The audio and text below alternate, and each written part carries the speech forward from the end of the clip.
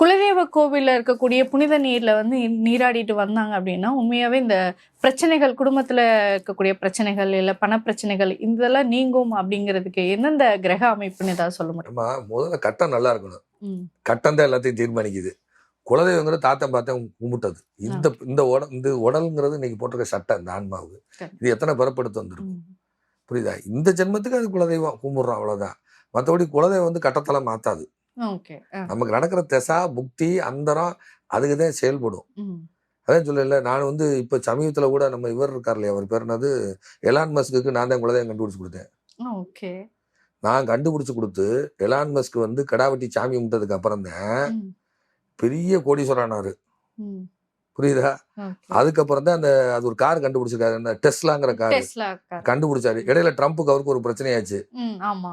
ஆனதுக்கு அப்புறம் திருப்பி இங்க வாங்கன்னு ம். அங்கிருந்து பிளைட் போட்டு வந்தாரு. கூட்டு போய் ஒரு குலதெய்வ கோயில்ல உட்காந்து ஒரு பூஜையை பண்ணதுக்கு அப்புறம் 2 பேரும் காம்ப்ரமைஸ் ஆயிட்டாங்க. ம். புரியுதா? ஓகே. இது நம்புற மாதிரி இருக்கா? ஏன் தாயி இது நூங்கிறீங்களே, எலான் மஸ்க் எங்க இருக்காரு, நான் எங்க இருக்கேன்? அவர்லாம் கடவுட்டி சாமி கும்பிட்டா கோடீஸ்வரன் ஆனாரு? இல்ல. அவருடைய கட்டம், ம். அவருடைய திட்டம் அந்த பிளானட் பிரகாரம் நடக்குது. ஓகே. குலதெய்வம் கும்பிடாட்டியும் ஜாதகம் வேலை செய்யும். ம். அது நம்ம மனசுதான் காரணம். ஓகே. புரியுதா? கண்டிப்பா. டெஸ்லா காரணம் இதெல்லாம் சொன்னா சிரிச்சிட மாட்டாங்க ஜனங்க. கண்டிப்பா. அதனால நம்ம குலதெய்வம் நமக்கு நான் போய் தெரியலன்னு வருத்தப்படாதீங்க.